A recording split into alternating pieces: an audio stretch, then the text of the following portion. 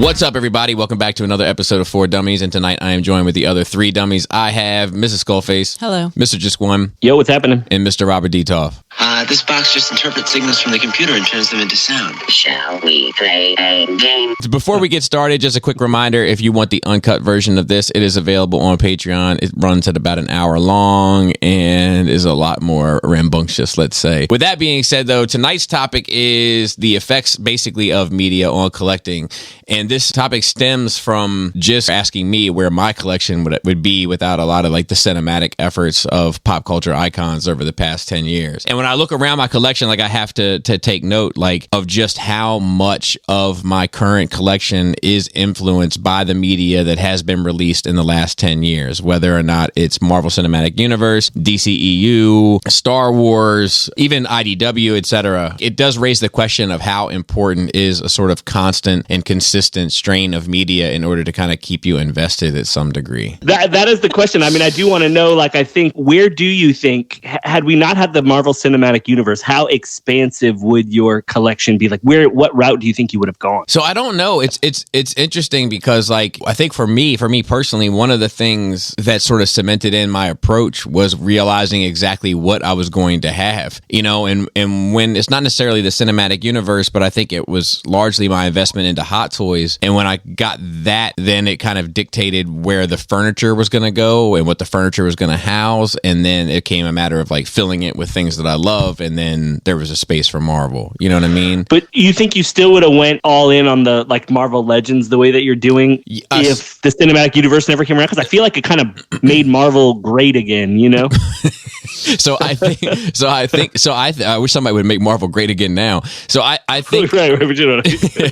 But I think that Marvel Legends actually comes from a nostalgic place. I think that my purchasing of Marvel Legends dates back to like the original Toy Biz waves of like the X-Men with like Wolverine when he had the 3 set claws that were in his wrist, and Nightcrawler had like the suction cups on his hands and feet. But because of like, say, the MCU, and it sparked the collecting of the Hot Toys and the planning, but it also, you could see how it re-sparked your nostalgia. Obviously, there became a market for it because Marvel Legends only improved, you know, in the recent years. And meanwhile, they're old characters from old stories, you know, but would that voraciousness still be there?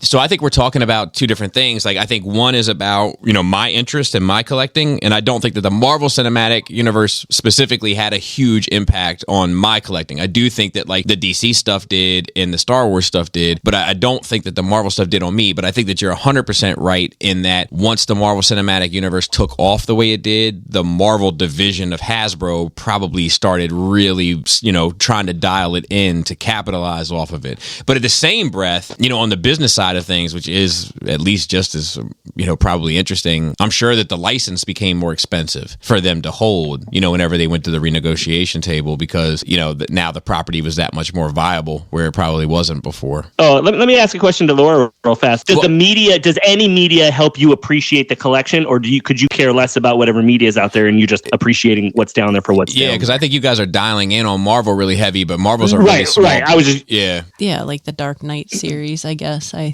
am drawn towards a lot of that. Robert's collection benefits from media over the past 10 years. I mean, if you think about the amount of like 3-0 movie stuff that Robert's bought, if you think about the IDW stuff, Robert has like the whole Iron Factory, you know, production line. So like, you know, a good portion of that is all IDW, plus I think some of the Masterpiece offerings that were IDW and some of the MMC offerings, if I'm not mistaken. Well, you know, what's funny is I never read the comics, right? Right, but that's true. I dig the aesthetic and I have a connection to the characters. But it was funny, like I was not in collecting, but then Transformers Prime came out and I really liked it. And that's what got me back into collecting. Yeah. Once I like, you know, broke through that and started collecting those, then it's re-sparked my interest, my nostalgic interest in G1. And then that's when MP08 was out and, you know, MP9. And that was when my interest was sparked back in G1 and I was mesmerized. So it did feed off of it. because I was out there doing the hunting. I'd get on my bike and go from drugstore to drugstore looking for, do they got a Stunticon on the shelf? I would hunt for Stunticons. Well, you also have, you have a ton of that movie stuff. Yeah. I don't like the Bayverse pure stuff, but I like the new take because that really feels like an extreme realistic interpretation of these characters, not a mishmash. Right. Like, I think if you looked at my reviews over the past year, Bayverse related stuff probably makes up 15 to 25% of everything that I looked at. Is it over the past year? Yeah, like 2022, I looked at a ton of different versions of the exact same, like 2 to 3 characters from that movie, from Bumblebee, Optimus Prime, Bumblebee, and Soundwave. And then even the 2 Megatrons. I looked at last year. I don't know when Dark of the Moon came out, but it was a long time ago. And I looked at 2 Dark of the Moon Megatron masterpiece offerings. It must have a huge impact out there because, like, it's. I think a lot of us often think about like masterpiece, and we think about like it centers around G1, and it doesn't seem like Beast Wars is super successful in that space. But that movie stuff seems to be super successful in that space. What? The IDW stuff is moderately successful, and then the Planet X, all that Planet X stuff, all this video game stuff. It seems like it's tapering off now, but they had a hell of a run. Well, you know why it's tapering off, ironically? Because what's the last video game that came out in that style? Right. Exactly. Right. But I think these movies are still bringing, like, my nephew is 5 and he loves these Bayverse movies. Loves them. Dude, I have no doubt that for the next 2 years, I'm going to be looking at 13,000 different offerings of a masterpiece Optimus Primal. I have no doubt in my mind. Oh, for sure. I've noticed recently I haven't really been excited from anything that Star Wars has had to offer from Episode 9 on. And, like, I'm not into The Mandalorian. I'm not really into Bad Batch. I'm not into Boba Fett. I'm not into any of that stuff. And my interest in Star Wars is waning as a result. The same kind of goes for Marvel. You know what I mean? And during, like, the hype of Zack Snyder's Justice League coming back, my interest in DC went up. But now with that, with it taking the direction that it's taking now, it's waning again. And here I am excited about, like, Mafek's The Boys 6-inch figures and stuff, because that's that's the media that I'm consuming. There's something to it. I was going to say, what collection goes by the wayside if the media dries up? So do you have anything that you're just like, you kind of abandon, or you just... No, because I think that most of what I have personally, because like the size of the collection pretty much represents my investment emotionally into the stuff, right? As small, right? Small. All right, well, to take the Boys, for example, right? Well, yes. For instance, like my emotional investment to Thundercats is small. Therefore, I have one Thundercats small little shelf. And nothing is going to destroy that because it's over. It's been over for 35 years and nothing's ever going to bring it back in that way for me. And that's perfect. But like, the DC stuff and the Star Wars stuff and the Marvel stuff and the Transformers stuff is stuff that I've been committed to for damn near 35, almost 40 years. So even if it wanes now, I'll never get rid of it because there's so much love there where it's just the interest goes to the wayside, but the idea of getting rid of it is foreign. All right. Well, what about like, so the Boys, right, is new. Mm-hmm. Let's say they're not making any more seasons of the Are you in now for collecting whatever the Boys figures they put out now? No, are you in for I'm only in for the Mafek 6-inch line, which will fit in one little Billy shelf. I didn't know how deep you were going, and like are you for anything Mafex makes area? Not everything, but I mean, I'll probably get the main cast, and then once again, my emotional investment into it's equal to the representation that it has in my house. Which that's interesting to see. Like, just if for people that get to go walk around your basement and see all that stuff, it's interesting to look at it with that in mind. Yeah, we've seen poorly timed media release have an effect on a line, 100%, and on interest. Well-timed media with hype and teasing will get people buying early, dude. And then they get. You know what the best example of that was? What? The Bud Ice virus. When that hit and everybody had to push back their media, but they couldn't stop the rollout. So like the Black Widow chips came out, and the Black Widow toy figures came out, and the Black Widow cream cheese came out, but the Black Widow movie didn't come out. Right.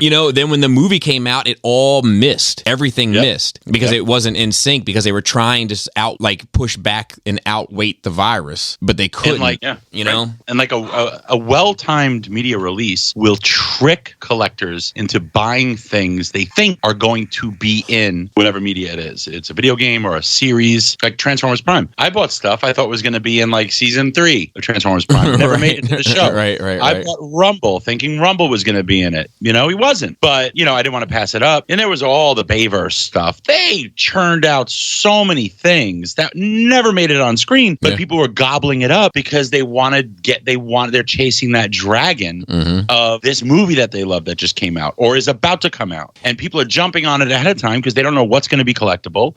After the movie comes out, they're psyched about it. They want to get all this stuff. And if the hot item's off the peg, they're going to get the next thing that they never heard of. I really think it's like a bouncy ball. You know what I mean? Like that you would get out of like the thing at the grocery store, and like something happens and you just slam that bouncy ball on the ground. But eventually that bouncy ball starts to settle. And if the media doesn't come to bounce it right back up again, it'll eventually just roll down the street. Yeah, because that's what it is. The media gets you hyped to buy the product, which then gets you hyped to go back and watch the media or the next thing that's coming out. Yeah, it's true. It is like a yo-yo.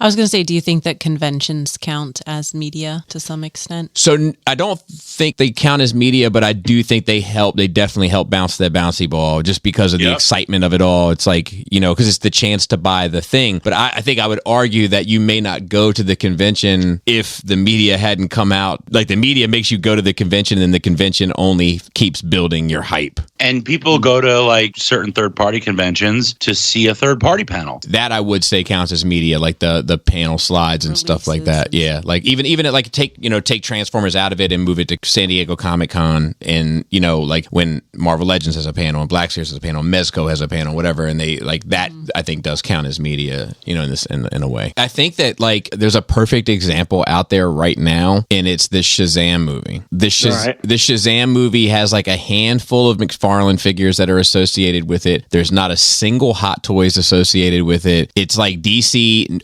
already, or Warner Brothers, or New Line, however you want to pass the buck, have already made too much of an investment to let it go. So they have to put it out, but they really just want to get past it, get to Flash, and reset everything. They don't want to bounce your ball, so to speak, for Shazam. They don't want it. So they're not putting any investment into the merchandise of it. And as a result, it doesn't have the same hype. It's interesting. Like it all needs to work in concert, at least for me. And it seems like for a lot of us. Bear riding a motorcycle. 3-0. The band Oingo Boingo. Your lightsaber.